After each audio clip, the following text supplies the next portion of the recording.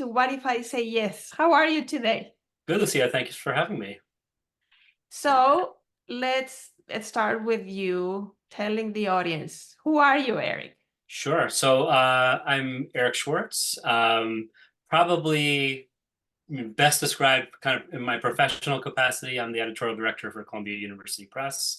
And I've been in that role for almost a decade now. Yeah, it's been a very I've had a nice kind of career going in publishing, and have worked in as an editor prior to coming to Columbia at Princeton University Press, and before that I was at Cambridge University Press. So that's I'll leave that. That's a good description for now I think, and we'll get Okay. more in a bit. Can you Yeah. repeat the title? What is it that Sure. you do at Sure. So I'm the Columbia? editorial director. So what that means is, Editorial director. yeah, Okay. what that means is that I'm both an editor, so I manage a list of my own books and work with authors, but I'm also manage the department as well. So I've got a team of about 7 other editors who work with me, and we cover all different fields in the humanities, social sciences, and then sciences and professions. So it's a nice little team that we have together. Okay. I don't know if your yes is going to be related to this, but if it doesn't, if it's not, I still want to go back and ask you a million questions about your job. Absolutely. So Yes. now let's tell the audience, how is it that we connected? So we connected through your husband Carlos, who is a part of my cohort in graduate school. So while I was working for Cambridge University Press as well, in part in the production departments, and then I moved over to the editorial department. I was also getting my PhD in the political science department at the New School, and he and I were really good colleagues back then. We worked together on these various different what would you describe it? I guess it was like the student government, and the New School being the New School. It was just constant turmoil and chaos, and I think you when you were sort of in that position of like student leadership, you really kind of developed a bond with the other folks that you were doing that with, because you were sort of taking it from all sides, and the only folks who really kind of had your back when everybody is yelling is sort of one another, and he was certainly that person. Oh, okay. And then so one day, Carlos, he's doing work at his computer, and then he turns to me and says, "Oh, you know who would be perfect for your channel for an interview? Eric." So we started talking about you. And Yes. then I was trying, because I also went to the New School Mm-hmm. just for the first 2 years. So I Mm-hmm. just finished with the master's. Mm-hmm. Um, and I was trying to remember if I met you. So Mm-hmm. first question, Mm-hmm. if you work in the writing department with Melissa Monroe? No. So Ah, I just took courses. What nice thing too at the New School is great because you can always do something else while mhm, you're there. I mean, all the classes were in the evening. I would walk to class from my office, which was on 20th Street and Fifth Avenue. So just mhm. walk down after work. But yeah, so I was always my kind of full-time job, full-time life was in the publishing business at Cambridge at that time. In 2000, 2001, 2002? Yeah. I defended I did all my coursework for the PhD coursework just prior to 2001, and then defended my dissertation proposal in 2002, and then moved up. Um, there's a Greyhound that's behind us. Oh, Yeah. what if you're not carrying like half of his body with a blanket on? Yes. Sometimes he's like under there and he walks around and it looks like a ghost is What is his or her name? so his name is Bjorn. So his name is Bjorn Borg, which some people catch the reference and most people don't. So Bjorn Borg was a tennis player in the late 1970s. He was one of the rivals of John McEnroe and Yvonne Lendl. Yeah. Okay. Well, hi, Bjorn. And he may sit there for a moment. He may go back to his bed. He usually just is asleep on the side. So I just love the entrance. Like this is one of those videos that were very funny during the yes, pandemic of the guy yes, speaking very seriously to the screen yes, with, and then the kid opens the door and Papa. absolutely, absolutely. So Bjorn had to make an entrance. Bjorn Okay. definitely did make an entrance. Yes, So going back to what we were talking about. yes. So I may have seen you. You I probably. don't think we ever had a conversation, but Yeah, yeah, I mean, if you were with Carlos, I yes, may have seen you, maybe we no doubt. crossed some words, but Yes. I didn't have any memories, like specific memories of you. And then I was trying to see, so if you had worked with Melissa and the Mm-hmm. writing department, then I said, well, maybe I met you because Mm-hmm. many of us, Yeah.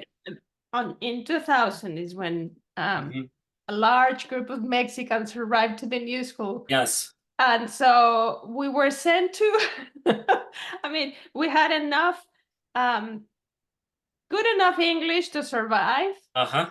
But after some evaluations, I guess, they decided that we needed one semester, Mm-hmm. in some cases two, of writing classes with Melissa. And Uh-huh. then I also remember having gone to the writing department with the students that were also Mm-hmm. there helping us Mm-hmm. with the essays that we had to write. So I said, well, maybe if you were there. So no. Yes. Yes. Yes. Anyway, well, um, let's then just jump into the main topic of this Yes. interview. Mm-hmm. What is it that you selected for today? What was that moment in your life when you asked the question, what if I say yes? You Mm-hmm. said yes, and you Mm-hmm. did something. So yeah, it actually, I mean, it's funny that the dog sort of walked past because I think that the benefit of my saying yes is sort of part that is something of a reflection of that. So what I said yes was in 2019, my wife Jessica and our daughter, who at that point was 2, decided to.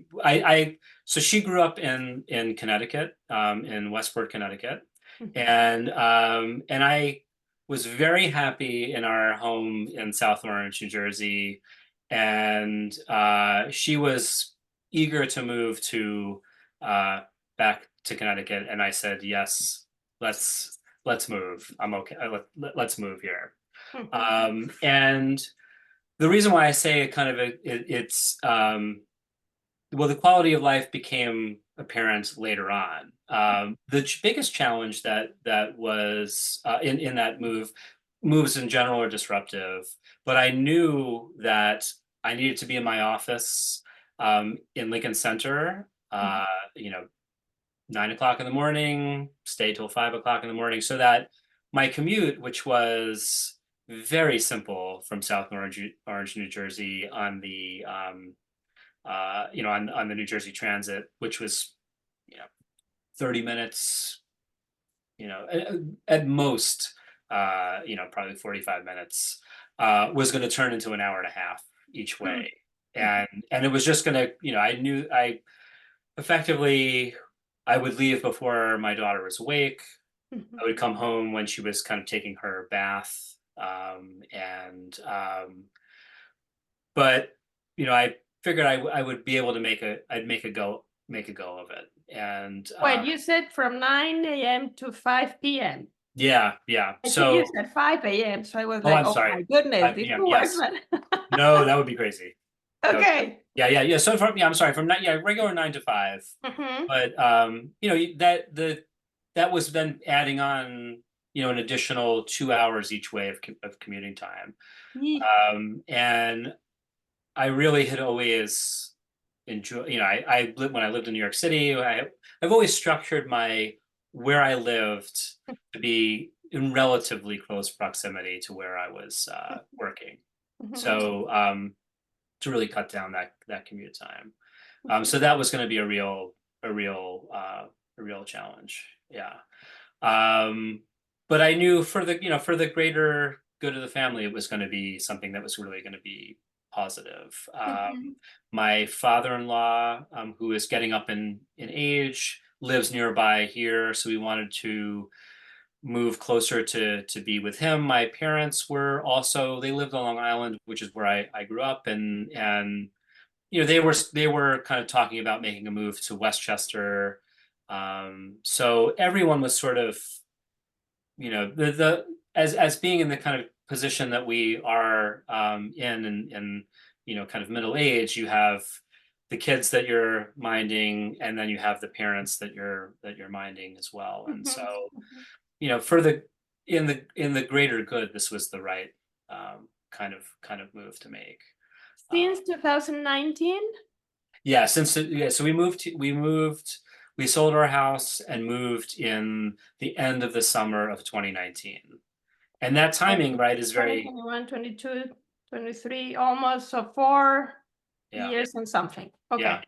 And that timing, of course, 2019 is very key, right? Mhm. So the big thing that was the net negative, March 2020, all of a sudden disappears Mhm. and no longer matters. And hasn't, as you can tell from where I'm sitting now, I'm not sitting in an office in Lincoln Center, has completely changed the the dynamic and that kind of work-life balance. So the big worry I had was, all right, I'm not going to see my daughter in the morning. Well, now I take her to the bus every morning.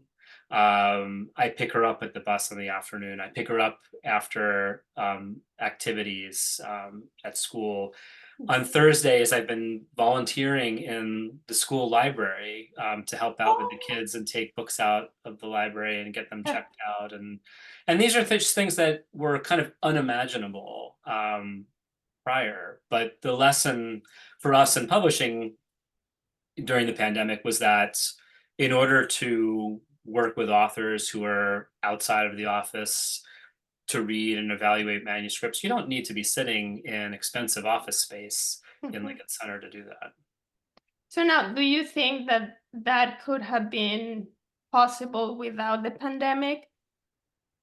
I don't know that it would have. No, I don't think that I would have imagined that possible future.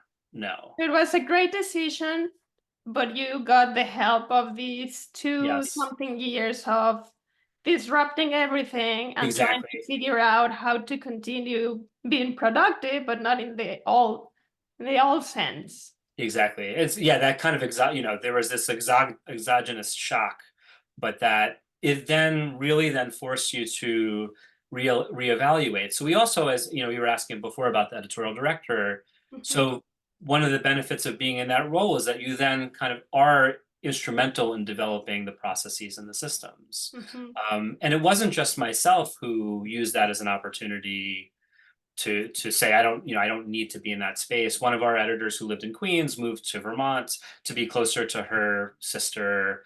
Another one of our editors moved to St. Louis, which is where his wife's family lives, and he mhm, lives in close proximity to them. So everyone was able to benefit, or those who were who had that opportunity were able to benefit from that.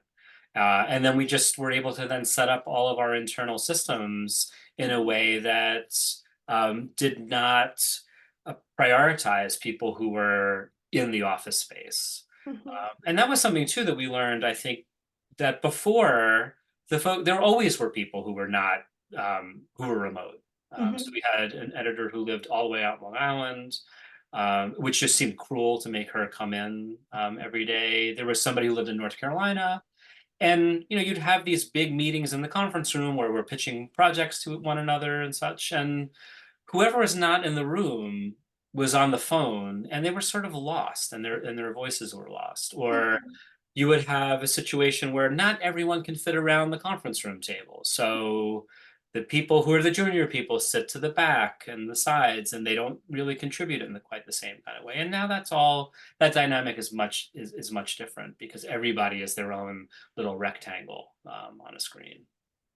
And do you still get to meet in person at some point in the year, depending on the project, or how do you decide when you gather your team in person? Yes. Yes. So there are different times where that does happen. I mean, I do have the benefit of I'm not that far away, right? So I find myself in town once a month, and I try to when I do go in build a full day of meetings and events, but there are often times where I won't even be in the office. So I'll come into the city and have meetings up on the Columbia campus because our offices are in Lincoln Center. Um, Meetings in the Columbia campus, take the train into 125th Street, Mhm. walk down, meetings back to 125th Street and out. So yeah, I would say that the odds of everyone all being in one place at one time actually pretty slim. Mhm. It doesn't really happen that often. And it's other folks in other departments too that are kind of in the same situation where people have moved out. And it's the people who get the most benefit of the office are those who are the closest to the office. Mhm. And it's because the further away you are from Manhattan, and out, and not within the sphere of another major city, the more space you're apt to have. Mhm. So in the house that we were able to, because of the timing of when we moved here, we moved to a town called Wilton, and then um, less than a year later, we moved from that house in Wilton to the house where we're now here in Weston. And Mhm. both my wife and I have our own office, our own offices in the house, and we just were able to kind of get lucky because when we did have that proximity, we didn't make a decision after the pandemic. We made this a decision. I said yes before before the Mhm. pandemic happened, so that when all of a sudden the real estate market existed again, we were sort of in this lucky position to have benefited from things that we already knew were around because we were here. Mhm. Now, I'm sorry, your daughter, Mhm. when you moved, she was how old? She was two. She was two. So yeah, Too young to kind of see the difference between absolutely. Yeah, your life and the life that's that right. she got now with mom and dad That's right. Yeah. there all the time. That's right. Yes. And the benefit of being so when we were in South Orange prior, um, I would drop her off at daycare in the Mhm. morning. It was a particular train in the morning and a particular train in the evening, which was like the daycare train. And so everyone, rushing to drop the kids off or pick the kids up. And it worked, it worked great being there Mhm. with a child of that age. And at that time as well, my wife was working in Secaucus, New Jersey, so she was driving there. She decided, a few months before we moved, or a little bit longer than that, she's an illustrator, and she was Oh, doing freelance illustration. She went from being a staff member to being freelance, and during the so we pandemic?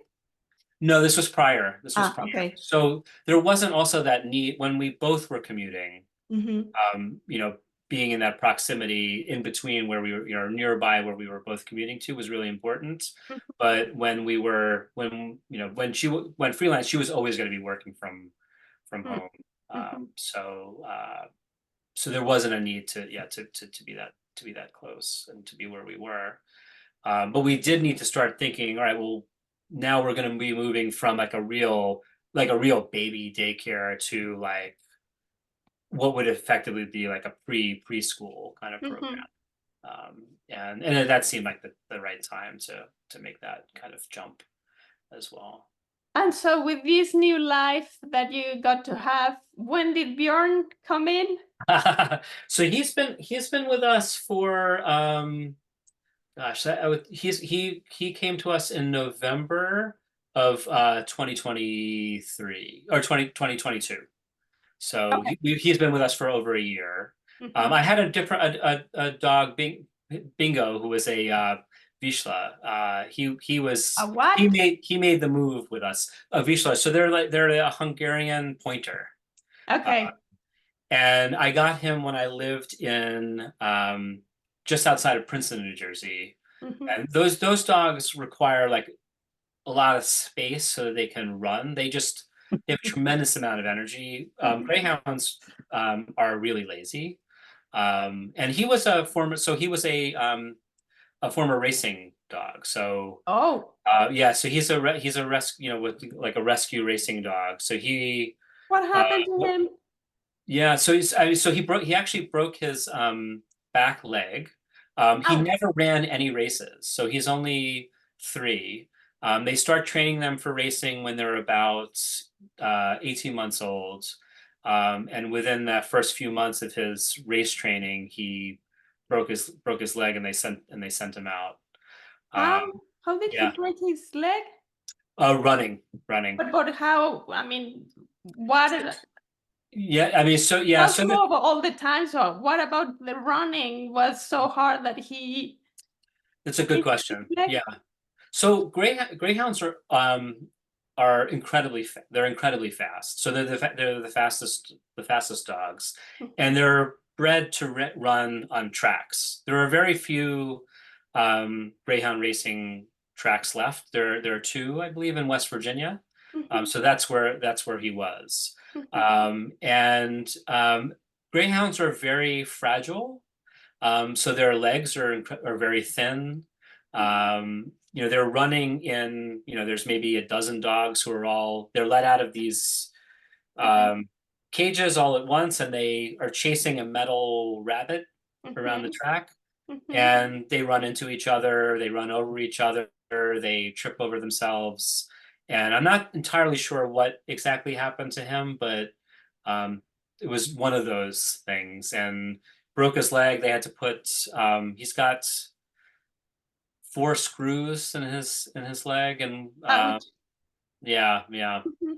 But I mean, being able to, like, sit in your office all day long and you have the dog with you is certainly not something would have happened if I was commuting to the office. And Yeah, no. he Unless he really, traveled with you yes, yeah, two he's too big. hours each way. Too big. Yes, yes. But what's nice about it is he really does like help to pace my day. So Also. so he comes with me in the morning.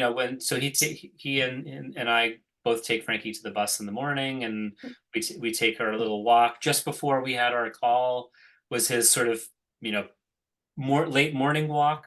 Mhm. He'll go for another walk probably around 3 o'clock. But Okay. it also, like, I'm the kind of person where I could just sit at this desk, like, I all want.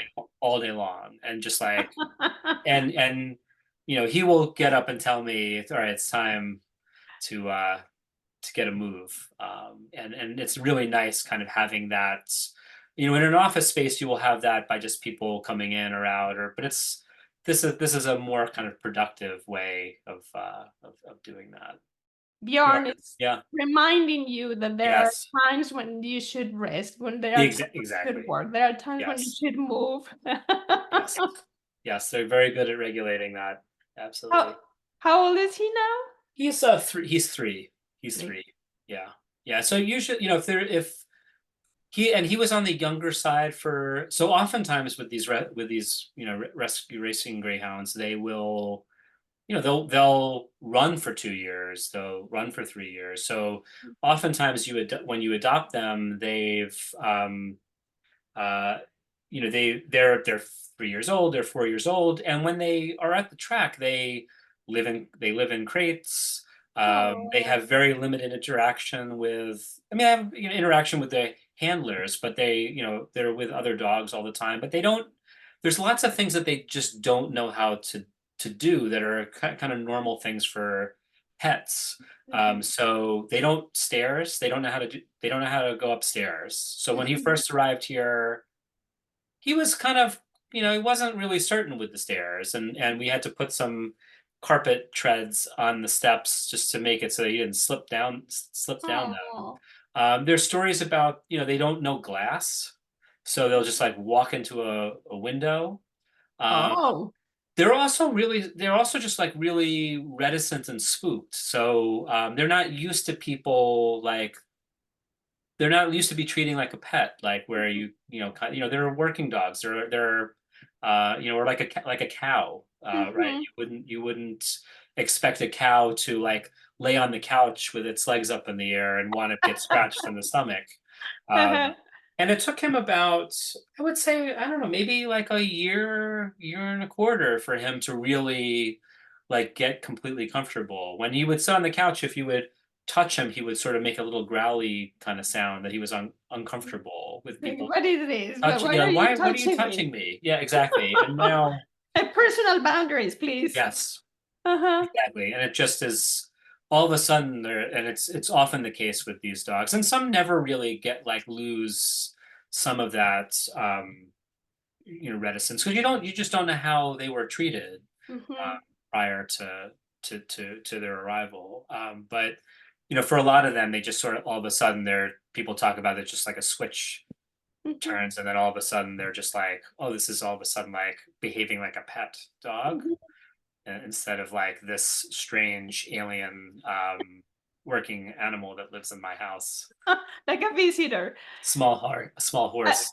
I'm curious, yeah, small horse. I'm curious to find out now the relationship between him and your daughter. After what you described of Mm, how Bjorn was at the beginning, yes. you had a little kid. Yes. How did they interact? I mean, Yes. Yeah. now understanding that he was not in that Hmm. pet mode. Yes. Yes. Yeah. They I think she sometimes would get a little bit. She sometimes would get frustrated with him. That he would, if he would, um, sort of encroach on her space, or he loves to steal toys and shoes. Oh. So we have to keep her door closed all the time because she has untold numbers of stuffies in her room, and so if I would have my door to the office open and her room was open, I would look out the office door and then all of a sudden just see him, carrying one of her toys downstairs. He's not he's not the type of dog that destroys anything. Like so, all he does is just steal them. He steals them, takes it, and moves it downstairs. Though when he did start behaving, so one of the signs that he was like really behaving like a pet now Mhm. was playing. So before Oh. when he first arrived, he wouldn't play. He just would basically just sort of stand around or lay down. And then all of a sudden, he just realized that with these toys, he could throw them up in the air and then chase them around the room. And he started doing that, which you can imagine is Was that kind of on his own? He would do that on on his his own? own, on his own. So sometimes, yeah, we'll just hear a bunch of clattering downstairs, and it's Bjorn running around in a circle because he is large and the room is not that big. Like so, he's throwing his toy up in the air, chasing it, jumping on it. Greyhounds are sight hounds, so they're Are what? they're sight hounds. So a sight hound is a type of dog that basically sees prey at a far distance and Oh, then chases after it and then basically catches it and kills it. okay. And then the hunter goes and gets it. And greyhounds are one of the oldest breeds. There's um, hieroglyphs of greyhounds in ancient Egypt. So they're Okay. a really ancient breed. Mhm. Um, but but they're not retrievers like like a golden retriever or Labrador retriever where it goes and gets the duck and then brings it back. So you typically you're not like playing catch with a Mhm. greyhound. The other Mhm. thing too is they have almost no what you would call like recall for a dog. So like if Bjorn was to take off running and we were just to yell, Bjorn, come back, he just would No. keep going. They just have Mhm. very little capacity for that. So you always have to keep them on a leash because they could all of a sudden see a squirrel and then just like take off Yeah, after it. like the instinct. The instinct just Okay. kicks in, and they just can't. And then they may wind up like somewhere where they don't know where they are. And then, but the, Oh. but the thing with them too is that they, with some, if you have like a Chihuahua that decides to take off, Mhm. it can't really get that far because it's just not that big. But you've got a dog that can run 40 miles an hour. Big By the time it leg. realizes, yeah, it's Mhm. it's far, and you can't run that fast. How is he with other dogs? He's good with other dogs like that are large. I think with other dogs that are smaller, um, What I is think it? he wants to play with them, but like for him playing is like sort of like lunging at them, and that can be a little scary. We have a cat, and he and the cat. So that's often a worry with greyhounds is that are they going to be safe with the cat? Uh-huh. And the rescue organizations will do like tests before they place the dogs to. Are they going to be safe with the cat, or is the cat going to be safe with them? What's the question? Is the cat going to be safe with them? Ah. So is he going to see the cat as like a prey, basically? Ah, And we have a cat, and he could care less about the cat, and the cat could care less about him as well. but you were gonna say something. So how did you find out that they were? Oh, so all the dogs get placed through these rescue organizations. Mhm. And the rescue organizations will do a test to make sure that the dog is. So there are these particular cats that all these rescue organizations have that are sort of known to be like, pretty bold, basically, and they'll just like walk in front of the greyhound, and then the greyhound like lunges after it, and it just darts out of the way, or it hisses and attacks it, or whatever. Okay. So they tested him with a cat, and he didn't care, and that was. But it was when he first arrived. It was like, all right, let's just make sure that he's okay. That it's not going to be a problem, and we didn't really. We made sure that their initial interactions with them were in ways that were safe. Mhm. That neither he nor the cat were really going to do any harm to one another. Mhm. So out of these yes of moving, he knows we're talking about him. He does. He does. Hi, Björn. Out of these yes, if you could list all the positive things that have happened, Mhm. what would be the first one? I think just the being involved in my daughter's day to day in a way that I really didn't anticipate was going to be. Okay. Yeah. Second? Second, I would say the ability to have a have a kind of a space within my overall space that is sort of a workspace. Mhm. Um, that in the house that we had in South Orange was not. We didn't really, if I was going to be working, I was going to be working at the kitchen, at the Mm. dining room table or something. Mhm. So that capacity to have a space that's a workspace is really that was a game changer for sure. Mhm. Um, and Third? and not I would say not lose, the environment here is just really wonderful. Mhm. When I lived outside of Princeton, there was a lot of there was farmlands that was nearby, that I would take the Vizsla out and just let him off the leash and just being in nature. Mhm. And here we have behind the house is this fairly large like rock face.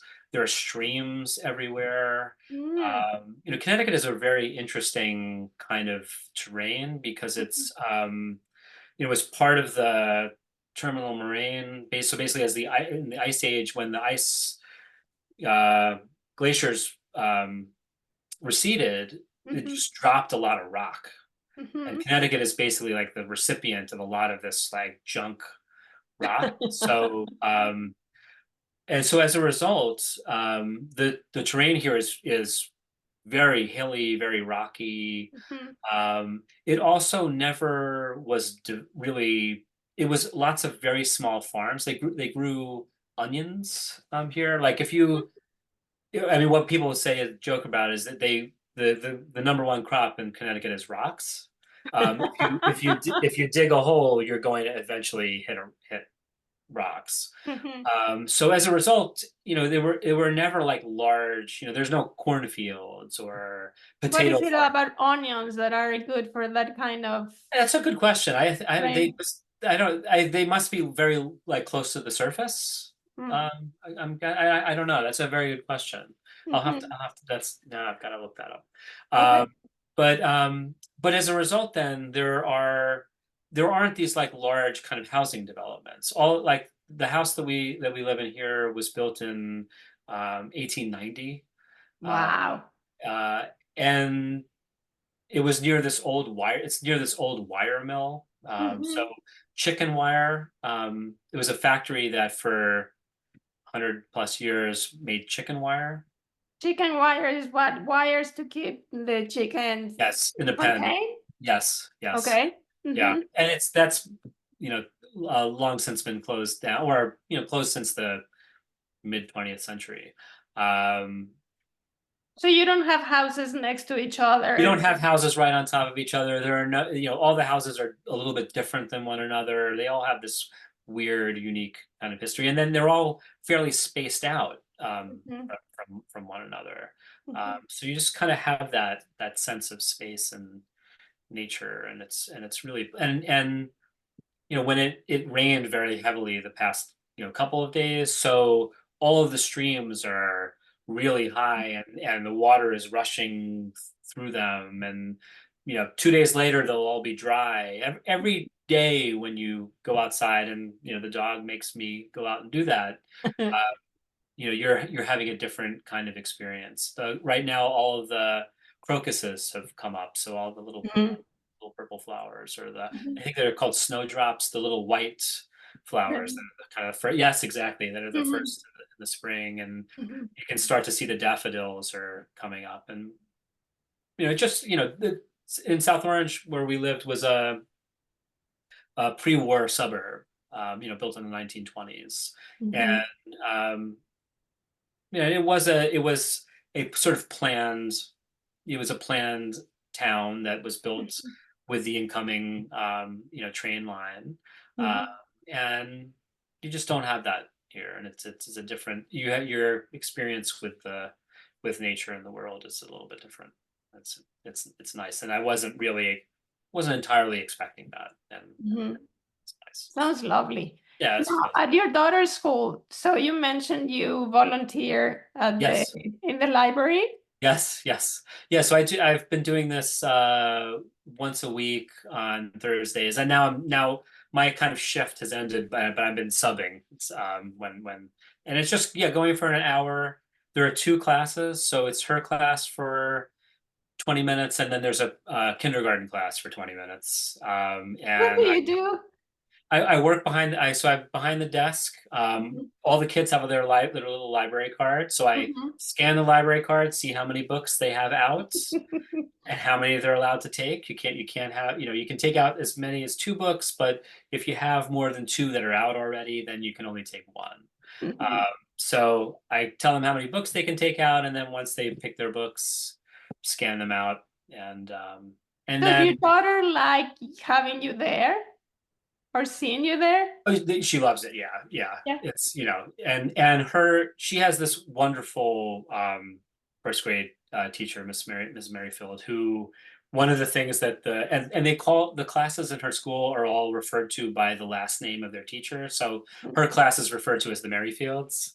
So the Merrifields have this thing where they do a special thank you, Mhm. so they, and Miss Merrifield will always say, "All right, Frankie, what thank you should we give to your dad?" And there's the Elvis thank you, there's the firecracker, there's the fantastic, and they do But all these. explain that to me. How is that the Elvis thank you, for example? What is that about?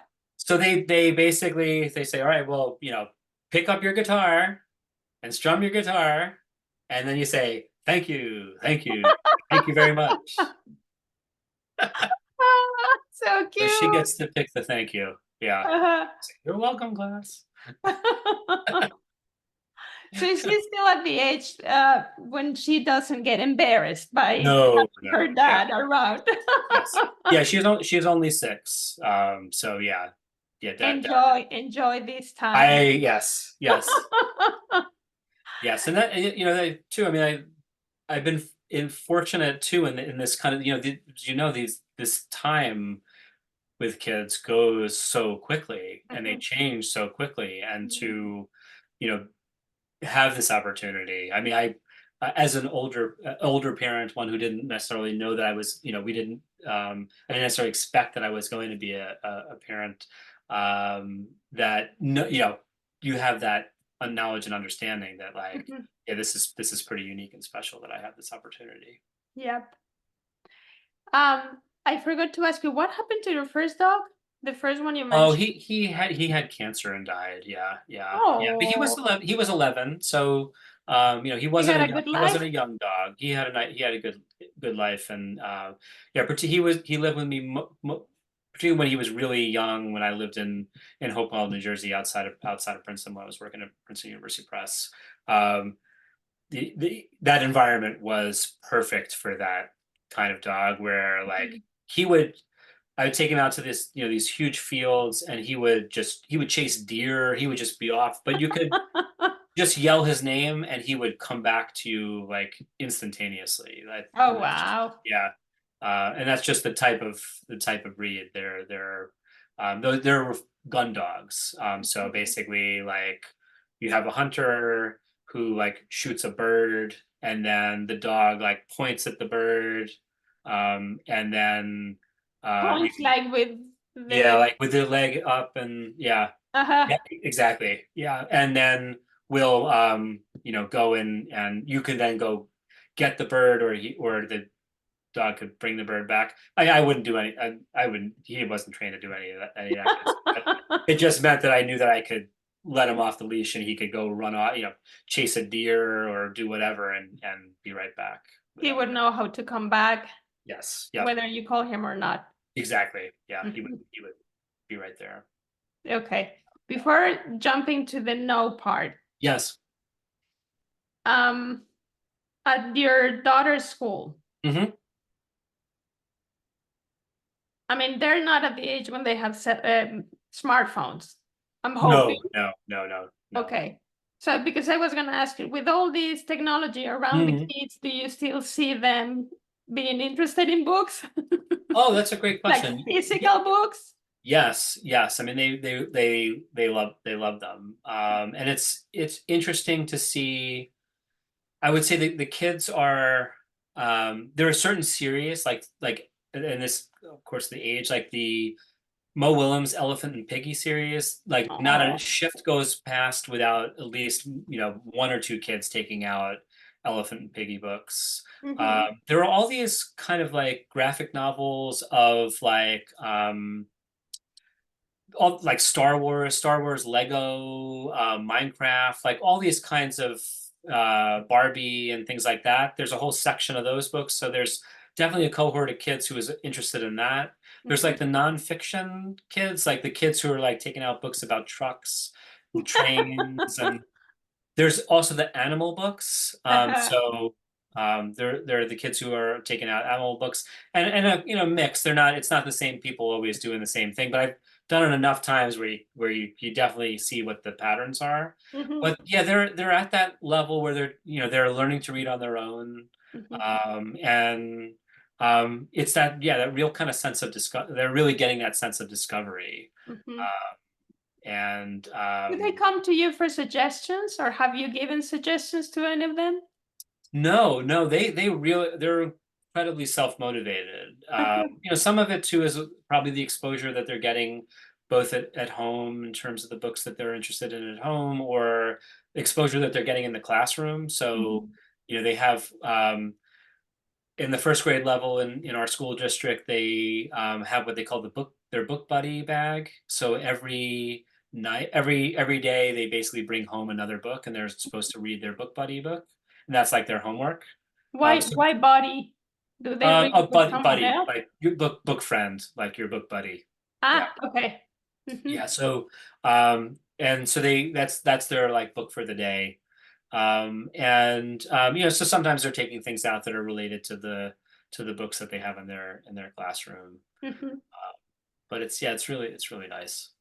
Given the work you have, is Mhm. your daughter interested in books more than other kids or not necessarily? So yeah, I mean, so I think she actually is kind of showing some space, I think, between both my wife as an artist and then myself as a book person. Mhm. So she has been making what these things that she calls maps. Okay. I wish I had one handy, but they're basically basically like a pair you take an 8.5 by 11 regular kind of letterhead paper, Mhm. and she folds it in half and then folds it in half again, and Mhm. she makes it's so the top of it kind of looks like she makes it almost look like like a smartphone Okay. or like a like a book title. You Mhm. fold it open and it's like a computer, so she even makes keys, like Uh-huh. draws keys on it and then a screen. And then Uh-huh. you open it fully and it's then she draws a map. Huh. And it's like A map of taking, what? so it's, like a map to get to the birthday cake or a map to get to a house. She's been watching on YouTube this thing called Slick Slime Sam. So it's like this little blob of slime. And then Slick Slime Sam's friend, I forget what her name is, but it's just Mhm. like it's a woman's hands. Mhm. And she's always making like things out of cardboard, like little like doll houses out of cardboard or rooms out of cardboard. Mhm. So lately, Slick Slime Sam has been appearing in the maps. So it's in order to get Slick Slime Sam to the house or something like that. So And so very when she creative. comes to you, what does she say? I have a what? Yeah, a map. A map? Yeah, Mhm. she calls them maps. Um, but I mean, and her and he has a couple friends at school in her class who do this as well, and then another friend who's from her class last year who does this as well. But Mhm. she makes them almost on a daily basis, and they're like it's like a cross between a book and then like an illustration, Illustration. yeah, yeah. And Interesting. her ability to like it's not it's there's no question about like she's drawing Slick Slime Sam. Like it looks like him. I don't know how she's able to do that. Uh-huh. But she does that. And my wife had, we have various different things of hers when she was young, and she was really into Garfield. Oh. You've got all of these like, you know, really accurate drawings of Garfield for that she did when she was, pre 10 years old. Uh-huh. It's gonna be so interesting to It see is. how like where she decides to go, where her interest Yes. leads her into. Yes. Yes. Absolutely. Yeah. It's great. And we encourage it all, and we'll see where she goes. So none of you have like a deep desire for her to decide to go one way or the other. No, not at all. No, I mean I think we She just may want to. become a musician and you're Yeah, happy with that. exactly. It's something completely different. Completely different. She'll become an accountant. Yeah. Hello. Okay. Let's go to the moment in your life then Yeah. when you decided that saying no was a much better option. Yeah. So this is another kind of a kind of a work related thing, but in Um, as I mentioned earlier, I began my career in the production department. So the editor's job at a book publisher is the person who works with the author to get the book into the press and under contract, and is sort of the project manager in some ways for the entirety of the project. And you're working closely with the author on all portions. And the production department's job is really to take the author's completed manuscript and make it into a book, and you're there for this really kind of brief period of time. And it was a wonderful thing to do when I was working in working on my dissertation and working on my PhD coursework. But long term, it wasn't that interesting and exciting. When you say taking the manuscript and making it into a book, what do you mean Great specifically? question. Great question. Yeah. So you're sending it out for copy editing. So the copy editing, design, page layout. Um, What's copy editing for someone who's not yeah, familiar with this yeah. word? So copy editing is reading the manuscript line by line and making sure that the grammar is correct, that it's following correct usage, that it's in accordance with. Usually, we follow the Chicago Manual of Style. Mhm. And it's the footnotes are correct, the notes are correct, footnotes and references are correct. So you're really looking line by line to make sure that everything is accurate. Mhm. Um, and then the page layout is taking what are basically your Word pages, Document. and yeah, Mhm. Word document, and putting it into a layout program so that it has that professional, the professional look and is the right size and design. And cover work, you work with the author, you work with the designers on the cover design. Mhm. Um, and What part of all that you didn't find interesting or it was very routine and and kind of discreet, right? So and this is what made it wonderful for doing academic work at the same time, which is that I would go in every morning and I knew Mhm. exactly this is what I needed to get done for the day. Mhm. And so I spent a lot of time on that job, both doing the job and then also finishing what I needed to get done for the day and then doing my schoolwork. Uh, and that worked really well for that time, but long term it wasn't something that I really wanted to do, and it became very sort of boring and frustrating. Uh, Mhm. and I was at Cambridge, and I definitely have kind of Anglophile tendencies. So and I'm very excited to be going to London tomorrow, and working for Cambridge. This opportunity came up to move to the Cambridge, UK office. Uh, Ooh. but it would be working in this kind of administrative type of role that was sort of effectively like part of the production department, where you were engaging with production, a little bit of editorial, but you were kind of a systems type of person. And it would Mhm. be basically getting deeper into that kind of operations end of publishing, and would have basically precluded the opportunity of eventually moving from production to the editorial department.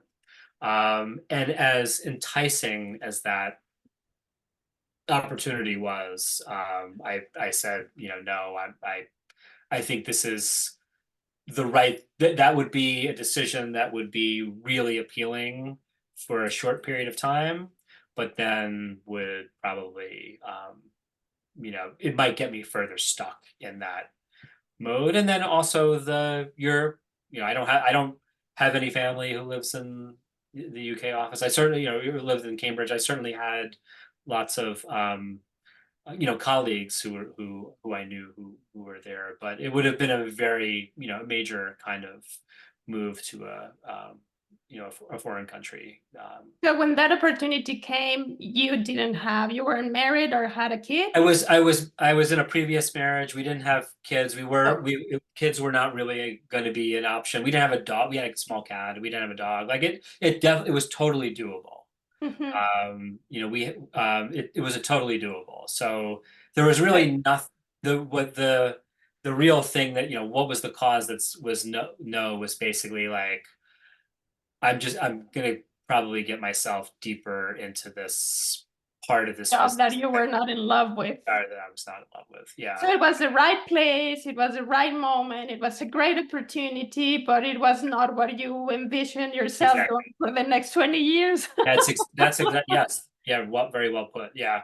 And that's exactly that was exactly the kind of thinking. It was like, is this where I want to be when I'm 50? Mhm. Um, How and long did it take you to think about it from the moment you mhm. were told you had that opportunity to the moment you said no? How long, how much time did it pass?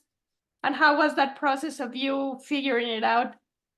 I w- it mm, I mean, it was just a few days, honestly. Mhm. It was just a few days, So fairly quickly. fairly quickly. And I had actually interviewed for a position not that much, like not, well, I guess that actually that probably the opportunity, there were opportunities then that arose within Cambridge to make that move within the New York office into the editorial role.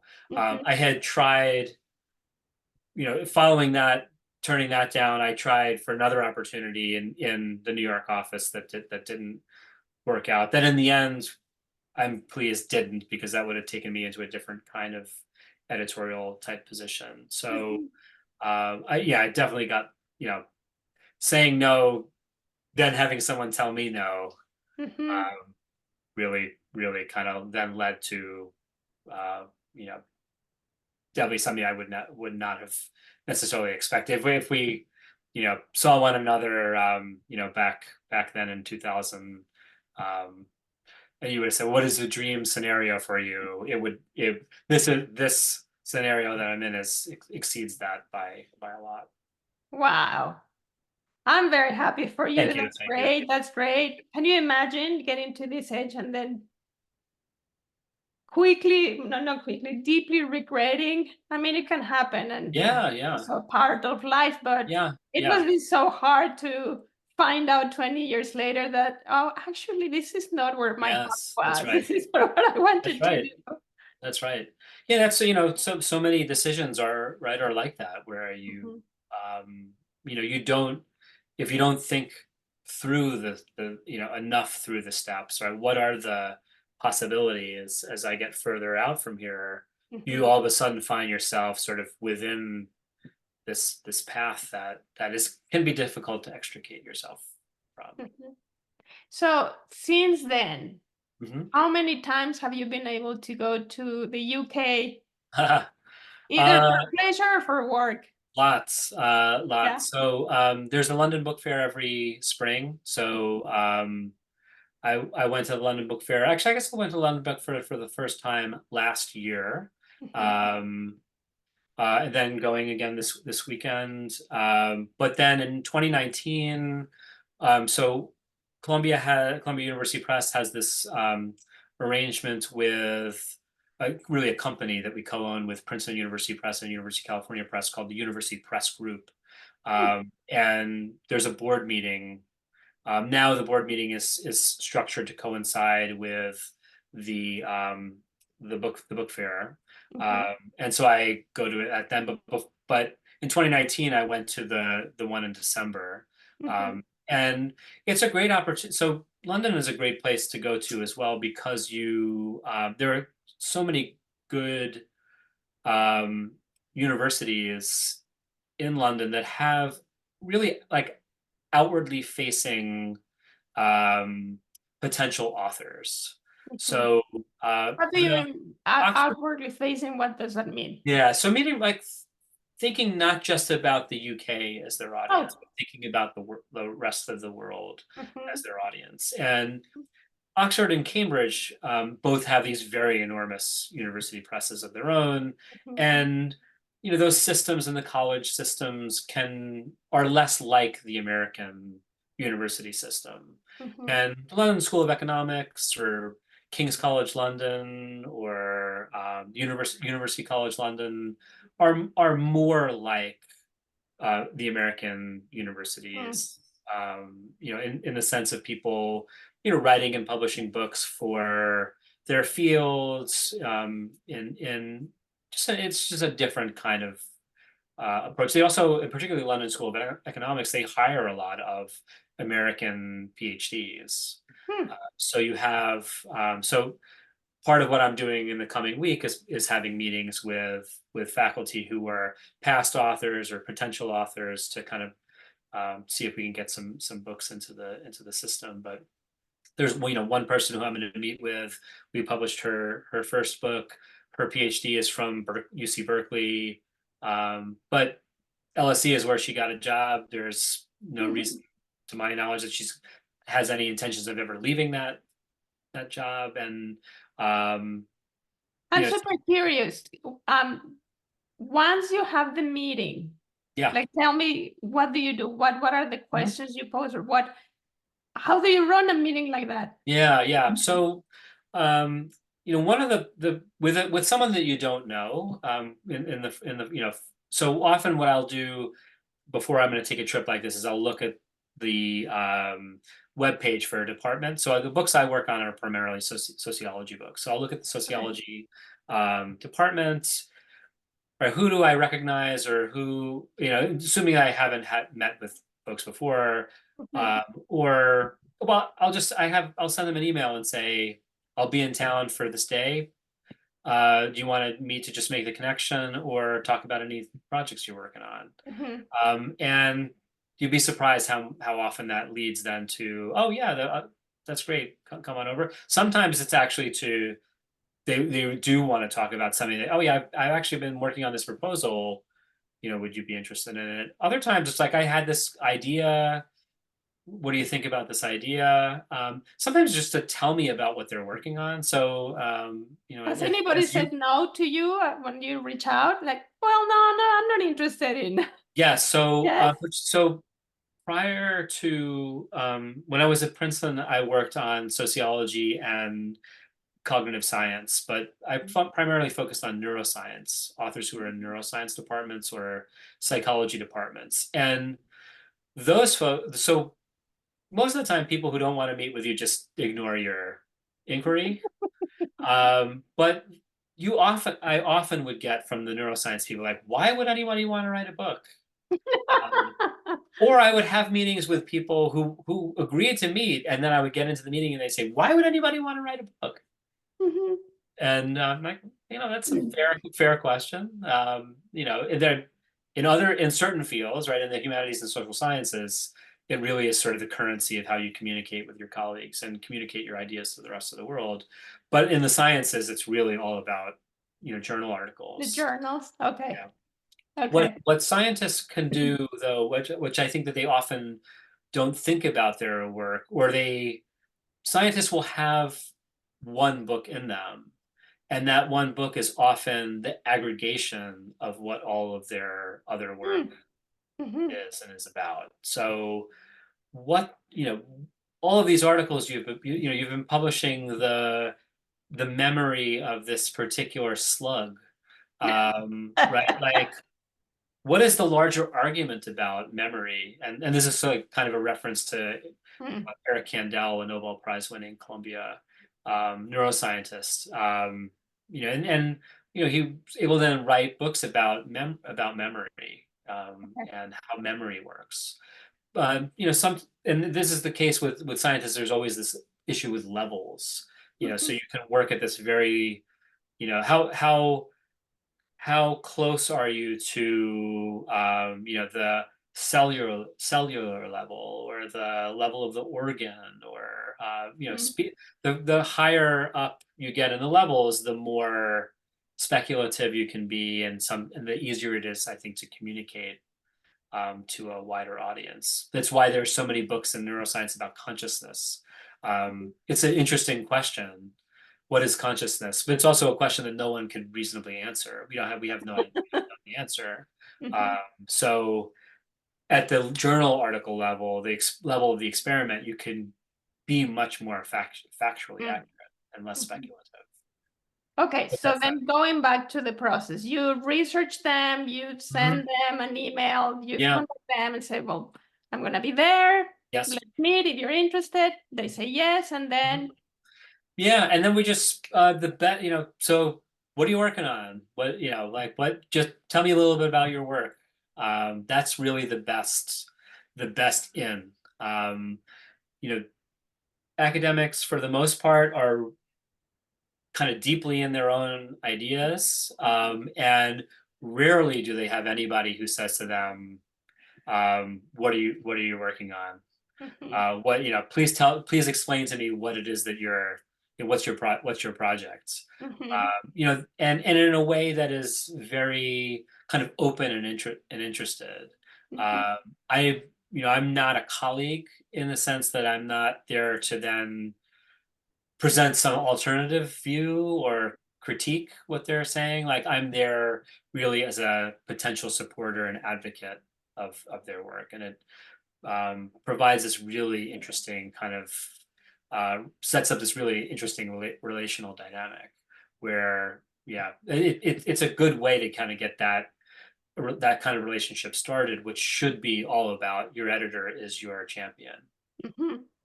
How do you, I don't know if you have a lot of competition, but how do you, what's your main spiel to convince them to go Why with you, us? not with another? Yeah, why us? That's a very good question. Part of it, I think, you know, ends on being really kind of having a strong sense of what your skill set as an editor is, and then what your press's kind of reputation, both for like content reputation is. So, um, why Columbia for us is often, we say our books are global, urban, and contemporary. Our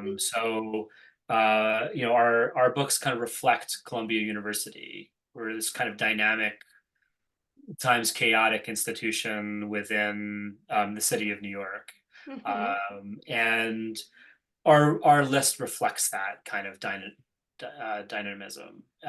And so we're also interested in contemporary problems. There's a lot of work on climate change, for instance. Mhm. But then there are other kinds of books that are really then just like not Columbia books. We don't do books on ancient Greek philosophy or like the contemporary dimension is really there. So that means that there's a lot of work that just doesn't really fit our list. Mhm. So that's one, so there's what you want to make sure is that the author pool that's out there has a self-selecting sense of what your list is. Mhm. And you're able, you're not getting pitches from people who are really doing work that doesn't fit your Mhm. list. Mhm.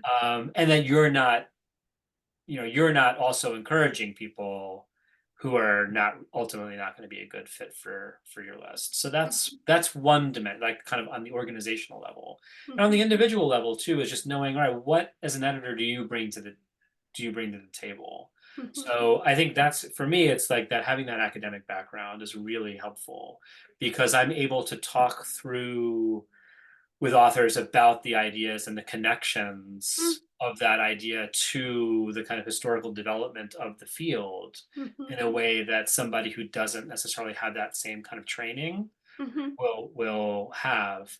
And then also that kind of experience of I wrote my own dissertation. I know what it's like to sit and look at a blank page and not have it come, or to be working on something where people are like, why are you spending your time Mhm. this? And that I understand them in a way Mhm. that somebody who hasn't had that same experience does.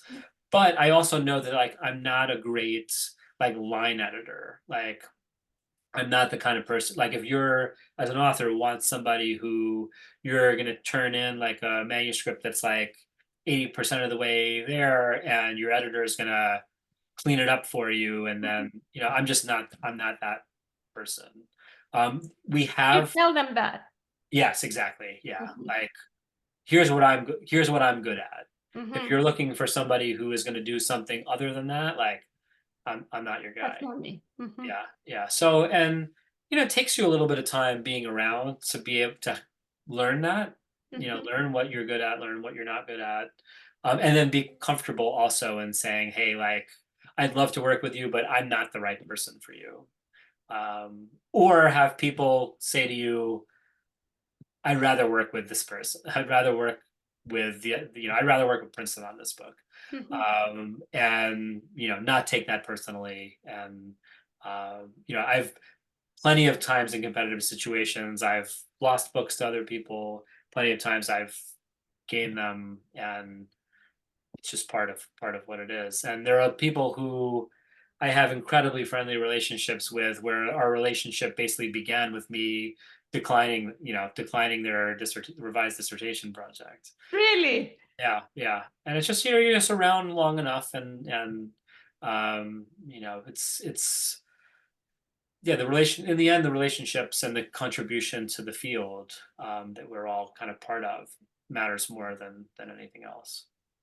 What about the personality clashes? Like, have you ever had like a Yes. very difficult relationship, or just at the outset, at the Yeah. meeting, Yeah. felt So that this is not gonna work because yeah.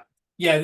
And that you want to just sort of end quickly. Like, yeah. what do you say when you're feeling like this is not gonna be Yeah, a I good just I don't match? think that the fit is, not the fit isn't here. I mean, you can also do the sort of more passive. I mean, so we're not making decisions like in a vacuum. So anytime we want to sign a book, or in order for us to sign a book, it has to get peer reviewed. So two external people in the field need to provide some reports for us and say, yes, you should do this. Mhm. And then we bring those reports and in a package that we put together to a board of Columbia faculty members, Mhm. who then say, this is approved for a contract. Okay. So you have that kind of internal system. So if you want to be kind of polite, you can say, you know what, I just don't find the support level from my colleagues that I would Blame it on them. yeah, make On this the work. system. Yes. Mhm. They are always, it's always them. Oh, the sales department doesn't think we can. I mean, I try not to use that one, but I will say, like, in the end, like, I mean, because if a person is giving me a hard time, Mhm. they're going to give the production department a hard time. They're going Mm. to give the marketing department a hard time. Mhm. And so, in that sense, by saying, like, I don't think I have the support to do this, I am not being dishonest, because they're going to turn on me. Why don't you bring this person to us? Yeah. Why are you inflicting this person on us? So, A few more questions yeah, before we finish. yeah, sure. Once, give me a timeline of more or less how long does it take from the meeting you have when you Uh-huh. meet these academics until the book gets published? And I'm asking you this Yeah, because yeah. recently I've noticed that Mhm, when they interview not in the academic world, but other types of books that get mhm. published, they say, yeah, well, I turned in the manuscript like 3 years ago. And so I never realized, like, Yes, I didn't know that it took that yes, long to yes. actually have the physical book. Yep. So yeah, so let's work backward. We'll work backwards. Okay. So um, between the time that I received a kind of final manuscript that is ready to go into production to a book in the warehouse, Mhm. is probably about 10 months. Wow. So your kind of copy editing, page layout, design phase is like 3 months. Mhm. Um, your indexing and reviewing the proofs is about 3 months. And Mhm. then your manufacturing, distribution, creation of ebook files is another 3 months. Okay. So between the point in which you have something like, yes, this is publishable, it's going to take you 10 months just to get that into a book in the warehouse. Mhm. Um, it so in order to get to the point where you have a manuscript that is ready to go into production, it has to be peer reviewed. Um, Mm. and the peer review process takes 2 to 3 months. It goes to our faculty board meeting, and they meet at the final Thursday of every month. Mhm. The author then needs to do whatever revisions that are necessary prior to it being final, and that often takes 3 months. It could take as long as a year. I mean, there are some people who turn their revisions around immediately. There are other people who it can take quite a long time. Mhm. In order to get to the point where you have a manuscript that is reviewable, Mhm. you have to write the manuscript. Mhm. And that writing can take, can take years. Mhm. In general, our default in our contracts when we are signing a book where the manuscript isn't completed yet is a year, but that never happens. I mean, it's always longer than that. It will be a year if the person, say, has like a particular kind of fellowship where, they get the contract and they have a fellowship where all they're doing is writing that manuscript for the year. Mhm. But typical manuscript is 50 to 100,000 words. And and fairly sophisticated references. I mean, Mhm. this isn't easy stuff. So it often takes a couple of years, and that's assuming that somebody's not working from a revised dissertation. And Mhm. often a revised dissertation will take longer because you're transforming something that already existed in a finished form into something that is like totally different. And people often find that that transformative process is actually harder than starting from scratch. Wow. So that's let's say a few years in that writing phase. What in order to kind of be at that point where you can write your manuscript, you often need a contract. And in order to get the contract, you need to write a proposal. The proposal needs to be reviewed by a couple of external reviewers, Mhm. and it needs to be approved by the faculty board. However long it takes you to write that proposal, and then the review process of the proposal is a couple of months. And then the approval and contract shouldn't take much, it shouldn't take much time. That's a few weeks. Mhm. But sometimes it takes people, quite a while to put a proposal together that's really going to work. If the person doesn't really have much experience in book writing, so I can't go back and say, well, that person wrote this book and I kind of have a sense of what their writing is going to be like. Mhm. Just a proposal alone is not necessarily going to be sufficient. We'll want a sample chapter or two. Mhm. So that may take some time to put that together. So we're looking at, yeah, years, right? And then because these are all academic authors, we're also then dealing with their own particular um, professional kind of needs Mhm. uh, and then demands. Mhm. So you have, somebody has on a tenure clock, right? I need to get this book in production by X amount of time, otherwise I'm not going to get tenure. Mhm. Or, you know, we just had two senior people leave the department, and now all of a sudden I'm going from a 2-3 course load to a 3-4 course load or something, like where are you going to find the time when you're teaching Mhm. 4 courses in a semester to to Mhm. to write your book, or some current event has occurred such that what you were writing about is all of a sudden no longer correct or relevant or I was going to ask you about that because if it yeah, takes that long to get yeah. to the book in print, like physical Mhm, book, how do you make sure that what you wrote is still relevant? Like mhm. how do you deal with that? Yeah. So that's a very good question. So the that is a key thing that I tell authors is that you can't time the news cycle. So don't write a book to the moment. Like write a book about a discrete. You're best off writing about a discrete period of time. Um, and hopefully, as a social scientist, you're also identifying mechanisms of some type within the context of your case, Mhm. that you're saying, this is this work is theoretically generative in a way that I could take this theory and apply it to some other case to better understand that particular case, Mhm. as opposed to like using social science to be predictive, right? Mhm. So I've created this, model of political behavior such that I can tell you with certainty that this is going to be the outcome of the 2024 election.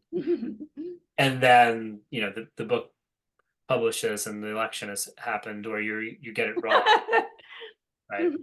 Um, One of the most interesting projects I worked on, though, that where we really tried to deal with this issue of of politics and of the moment was a book called called American Resistance by Dana Fisher. So Dana's now um, at American University. She previously was at University of Maryland, and she studies protests and protest movements. And the question that we were interested in was about the 2018 midterms.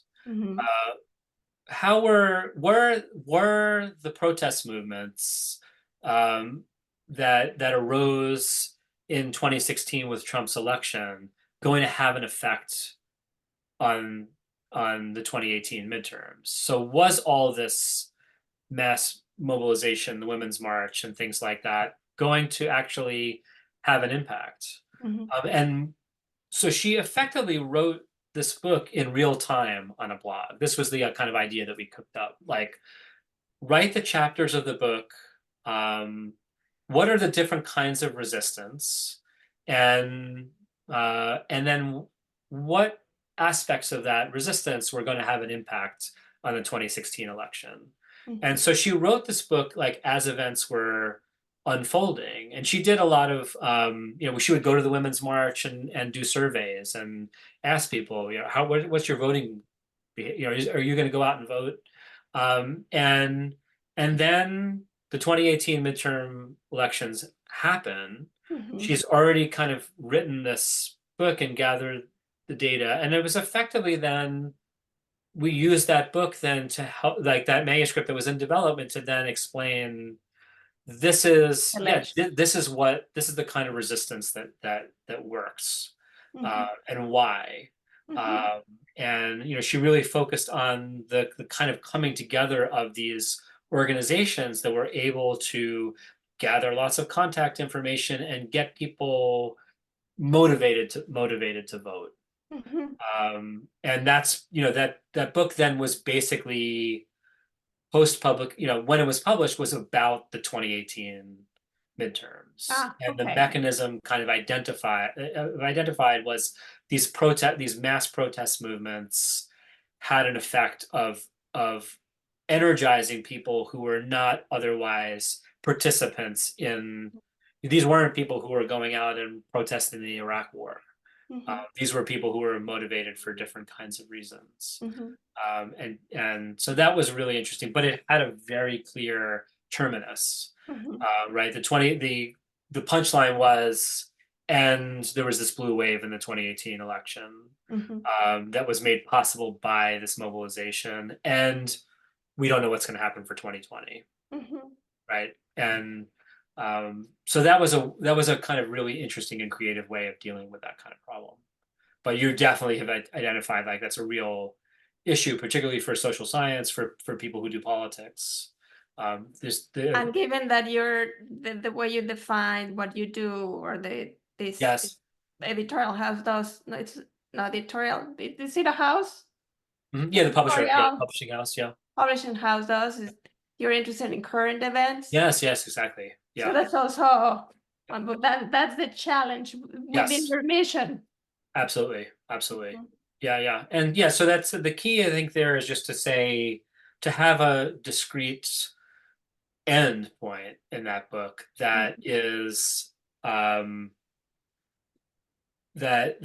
the data that you have can help to explain that endpoint, even if that endpoint is really recent.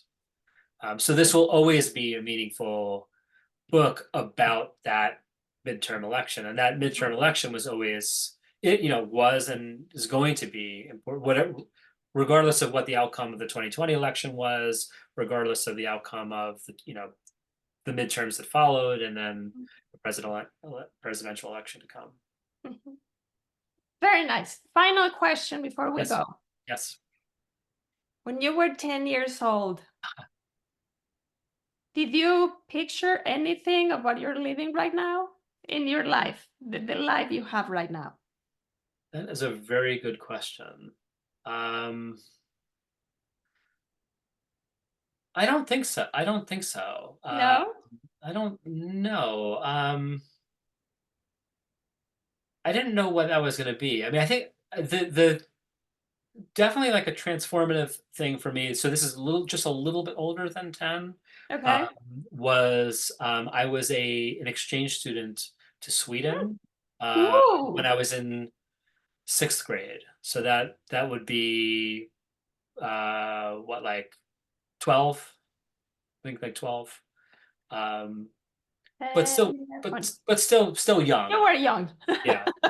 And that was definitely that was completely transformative. How did you end up going to Sweden as an exchange student at that age? It was a program. So it was a program that the school, elementary school I went to in Syosset, Walt Whitman Elementary School, participated in. It was the People to People Student Exchange Program. It was called. It sounds Um, amazing. it was incredible. Prior to it didn't run for that long. Like I don't think that they continued it all that long after I participated in it. So you were lucky enough to be Totally lucky in the window and lucky to be chosen. There were six kids that were chosen in the entire grade. What In did you sixth have grade, to do to apply for it? I don't know. Like we were sort of selected. I think that you had to be trustworthy. Um, Okay. like that you were not gonna, that you could handle being away from home for that period of time, that you would be it was very significant to us, made significant to us that you need to like be mature representatives. Like you're here representing the school, the country, whatever, Mhm. and that you need to be uh, solid representatives. And I guess we were the kinds of kids who were mature enough that could do that. It's a very good question. I can't imagine. Can't And your imagine. parents were nervous about that? No, they were very supportive, and I was excited. I was really excited by the idea, and they were they were very supportive. So Um, they selected these students. You were one of yeah, them. And then yeah. So we had there were three boys, three girls. So in the fall, three boys and three girls from the school in Göteborg, Sweden, came to us, and the person whose house that I was going to stay at stayed at our house for I guess it was a month, two or yeah, 2 weeks, 2.5 weeks. Mhm. He stayed with us, and then he stayed with another family for 2.5 weeks. And then in the springtime, our group went over and we stayed with the same family. And then in recurring years, so two years after, the following year I went and visited with them for the summer for a month. And then Just two on your summers own, later, or was that with them? just on my Okay. own, just independently with the families coordinated this. And then the same thing the following summer, the boy who was my age, he came and stayed with us for a month in the summer. Why was the exchange with Sweden? Who selected the country? Great question. Yeah. So prior to our year, there was an exchange with Mexico and then an exchange with Canada, which seems much more reasonable. Reasonable. And then Closer. our year was Sweden. I honestly I have no idea why. And then I think they did it when they did it again. It was like Mexico and Canada again. Mhm. Um, but yeah, I don't know why. And I You had didn't have to speak the language. didn't have to speak the language. It was really nice for them because they were all learning English, and particularly being, a kind of in a relatively small Scandinavian country. Um, they all learn English, very early and very well because nobody outside of Sweden speaks Swedish. Did you learn Swedish? A few words, not much. They like counting. We did a lot of counting, and could say things like, sandwich with cheese. Yeah. And you went in total, how much time were you there as an Uh, exchange student? for just for a month, just for a A month. month.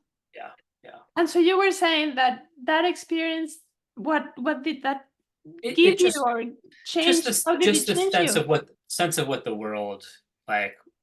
There's this huge world outside that's very interesting and different, and not everybody lives in the same way that we do, and that there are these just different kinds of opportunities that um Sweden. So this is in the 1980s, kind of Cold War 1980s, where America is number one, Mm, and just the sense that we do it the best.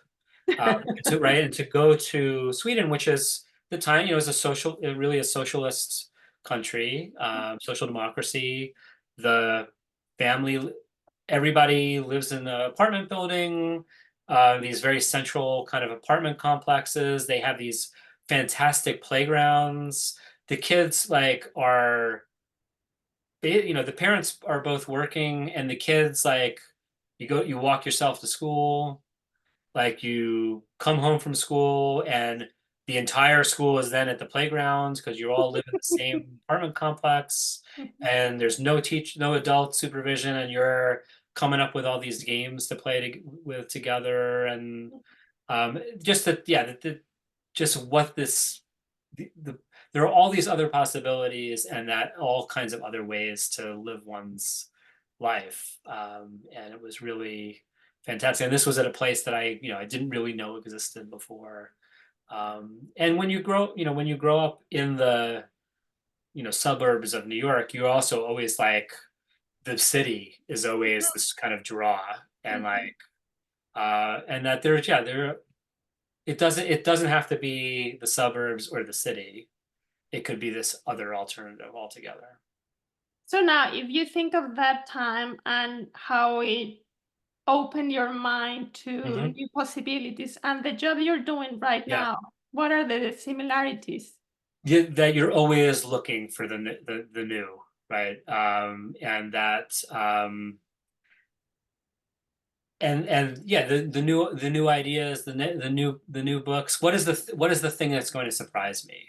Mhm, And if it's going to surprise me, it's going to probably surprise other people too. mhm, And always kind of looking for that. But mhm, also too, I think that sense that we're also all working. We're all part of a community here. We're all working together. mhm, We're all working to the benefit of knowledge and understanding, mhm, and that the more we know about each other and the more we understand, the better off we will be to live with one another. mhm. So I And think then that final you question. know, How are you passing that on to your daughter? um, I think just similarly, like just exposing her to as much as much as possible. Mhm, We have a friend, my wife's friend from high school, just moved to Ireland, to Dublin. mhm. So we're in April. We're all going to visit them Oh, for a week. And initially, it was going to nice. be my wife going to visit, and her and another friend going to going to Ireland, and then going to Denmark to just do some the sightseeing there. And then we said, well, let's just she's old enough, like let's just expose her. And my hope in two of these kinds of trips that I take for work, that I can kind of get them to tag along, as well. When she was in when so Frankie had a passport when she was 2 months old, Oh, uh, because I had the American Sociological Association meeting in Montreal, mhm, and so the three of us all drove up to Montreal, and in order to get a passport, you need to you basically need a picture. mhm. And Frankie was so little that she couldn't hold her head up, so we had to put her basically like prop a little towel behind her neck, and then put her on like the background that they put behind you. We just Uh-huh. put it on a table, and then Thank God. so yeah. So make sure that she's getting exposed as much as possible, both in kind of the activities, but then also people and places. Is the passport she's going to use for these new trips the same one No, she got? no, that's a Okay. great question. No, so we went to Montreal again for my 50th birthday in 2022, and so she had to get a new passport for that. They're only at that age, they're only good for 5 years. Okay. For people like us, they're good for 10 years, but for the little ones, I think before maybe it might be under 18 or under 15. You have to do it every 5 years. Probably 15. You have to do it every 5 years. I don't remember that, but I do remember Yes. traveling with Maya to Mexico, and she was Yes. already, I mean, she looked so different, and she still had she wasn't baby, but she still had like this little, very young face on her passport. It's very funny. Yeah, it's very funny. Because that 5 years, right, is such a Yes, big changes. Yeah. very nice. Well, Eric, we have um, we have arrived at our destination. Thank you so much. Anything else you would like to say before we say goodbye?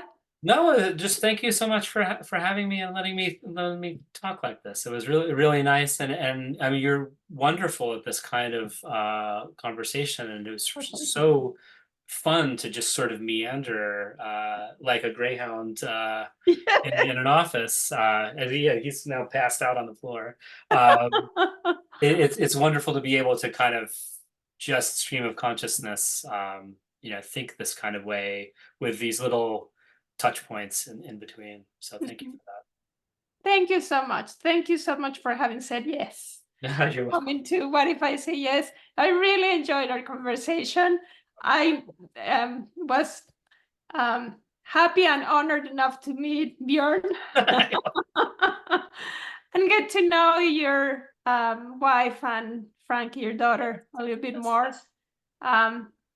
So now your homework is to send me pictures, images of whatever you want to share with the audience so I can add them to the end of this interview. Will do. Wonderful. Okay. Thank Thank you you. so much. Have a lovely day. You too. Bye.